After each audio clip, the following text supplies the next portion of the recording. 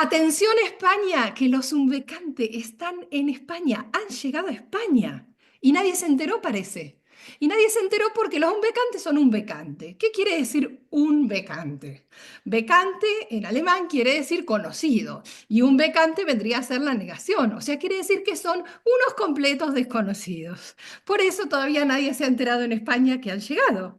Y bueno, probablemente los conozca, no sé, la familia, algunos amigos, aunque quizá algunas familias, por lo que me he enterado, prefieren desconocerlos. No sé, vamos a ver qué es lo que realmente pasa. Porque parece que estos unbecantes se traen algo raro entre manos. Porque dicen que lo que se traen es una nueva estafa. Y yo digo, una nueva estafa quiere decir que ya ha habido otras estafas anteriormente. Y entonces, ¿cuántas estafas habrán sido? ¿Y qué es? ¿Qué son entonces? Si es gente que estafa, probablemente sean criminales. Así que hay unos criminales sueltos en España que parece que son gente de cuidado. Y bueno, vamos a aprovechar para preguntarle a el editor de ellos, que se ve que debe ser por lo menos uno de los que lo conocen, a ver qué se trata de esta gente, este grupo de gente, ¿qué son estos unbecantes? A ver, Daniel, ¿qué son? ¿Quiénes son los unbecantes? Los Unbecantes son 5 autores de excelencia que he elegido minuciosamente para mi editorial. Los nombres: José Pizzi, Maximiliano Freites, Alfredo Langa, Julio Cibó y el más desconocido de todos. Alguien Snoboda. Son 5 escritores, 2 españoles y 3 argentinos. Y la estafa está en que ellos fingen ser malos escritores y así estafo al público porque son 5 grandes escritores. Entonces no son peligrosos. Bueno, No están tan seguros. Yo leí por ahí que una tal Izaskun dice que parece que tienen como, cada uno tiene una forma distinta de desaparecer o por lo menos de intentarlo. Por eso ahí me quedó la duda, digo, gente que necesita desaparecer, que quiere esconderse por alguna razón, es que tiene algo que esconder. Así que me gustaría saber que cuenten los Unbecantes qué es lo que tienen que esconder para esconder en en este nuevo libro, en esta nueva estafa. Que cuenten. Yo creo que podría empezar nuestro cabecilla, el mayor intelectual del grupo. El líder supremo. Sí. Acá Pepe. Maximiliano. Que se haga cargo. Esta pregunta me la puede repetir, porque no me dijeron esto con las supuestas respuestas. No, claro. No. Bueno, yo leí que supuestamente en todas las historias cada uno de los protagonistas tenía una forma distinta de desaparecer o de tratar de desaparecer o ¿Qué? de desaparecer y no saberlo. Cuento. Sobre todo el tuyo. Sí. Creo, yo sé que es el mejor escrito de los 5, pero no quiero personalizar en mí. ¿Qué es lo que pasa, Pepe? ¿Qué es lo que pasa en el tuyo? En el mío, como dice Isaskun, tal cual.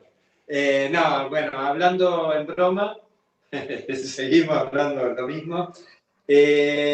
Bueno, sí, en el cuento mío, por ejemplo, sí, es alguien que desaparece por sí misma, no se sabe. Es la continuación de los 2 cuentos anteriores que estaban en Unbecante 1 y 2. Y bueno, no quiero contar mucho porque es muy cortito y Mati le molesta que yo haya escrito tan poco. Entonces, si yo cuento un poquito más, ya terminó el cuento. Pero bueno, los buenos y breves dicen que está breve, aunque sea bueno. No, es breve. No sé, me están toqueteando más que atrás, entonces no puedo procesar. No sé si lo... Fíjense cómo va a la idea de la desaparición, que el cuadro que tienen ustedes en el fondo es casi una mujer que está desapareciendo en medio del rojo. ¿O será que los vio a ustedes ahí y dijo yo mejor me desaparezco, 5 hombres acá? Más todavía. ¿Y qué más pasa entonces en los otros cuentos? A ver, que vayan hablando ellos, que son los creo, en términos generales, general me parece que como un denominador común sería a veces una realidad insoportable, ¿no? En donde los protagonistas quizás o lo sufren o buscan maneras, ¿no?, de sobrellevar eso o huir de eso también, ¿no?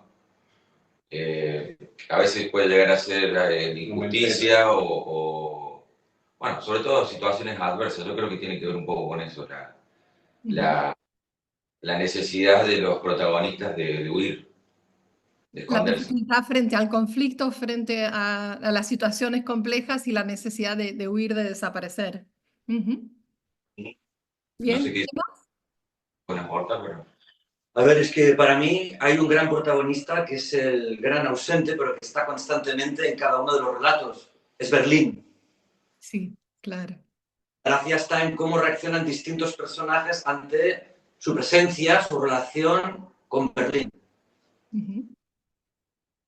Y claro, en mi caso, pues yo hablo de un ser quijotesco, un protofascista, un ser traumatizado que intenta huir de sí mismo. Y Ujú. entonces se da cuenta que incluso intentando escapar de uno mismo, no puede dejar de ser quien es. El problema es cuando te estás comportando como tú eres en una ciudad que es completamente distinta a donde tú te has criado. Y ahí está la parte tragicómica del relato. Probablemente ese sea entonces el próximo relato, porque ahora que andan por España va a haber otro contexto distinto, ¿no?, en el que interactuar y existir. Pero muy interesante esta idea, ¿no? La paradoja de tratar de huir de sí mismo y de lo imposible que es, ¿no? Interesante. ¿De qué más tratan los relatos? Bueno, hola, soy Julio. En mi caso, trata de, bueno, hay 3 libros Sumbecante, ¿no? Yo entré en el 2, en el segundo tiempo. Y casualmente el mío trata de un autor que caminando por Berlín se encuentra con su ídolo de infancia, el que supuestamente estaba muerto, pero parece que no. Entonces se encuentra con él en el libro 2, y en el libro 3 es una continuación de encontrarse otra vez con este ídolo a quien había perdido, ¿no? Había desaparecido, pero lo vuelve a encontrar de una manera medio casual, entre comillas, y descubre en el 2 haber descubierto lo que es encontrarse con un ídolo famoso, ¿no? Y hablar sobre la fama y querer ser famoso, a esta diosificación del personaje, del ídolo, y después a darse cuenta de que ese Dios en realidad no es tan Dios, ¿no?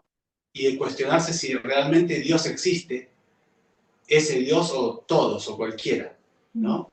Y de eso va el cuento, y también tiene que ver un poco con la desaparición, pero no puedo contar más porque quiero que la gente lea el No, relato. no hagas spoiler, pero es muy interesante esta idea, ¿no? Esta idea de el ídolo como un reflejo, como todas las cosas de uno que uno proyecta, ¿no? Que es el que le adjudica al ídolo, tratando de crear esta imagen que podemos admirar más que a nosotros mismos, ¿no? Muy interesante. Alfredo, ¿de qué va tu relato? Mira, mi relato comenzó como una especie de venganza de un emigrante que iba haciendo senderismo por Berlín y sale de Berlín, se va a un pueblecito que se llama Etna, y entonces pues hay miradas raras por parte de esos habitantes con un grupito de habla hispana. Entonces se me ocurrió aniquilar ese pueblo en un cuento. Y a partir de ahí surge un personaje que es una bruja, pero que no es una bruja, y tiene un punto también feminista. Entonces, bueno, yo disfruto realmente, ¿no? Con esa aniquilación, sobre todo, pues... ¿Con esa qué? Aniquilación, no aniquilación.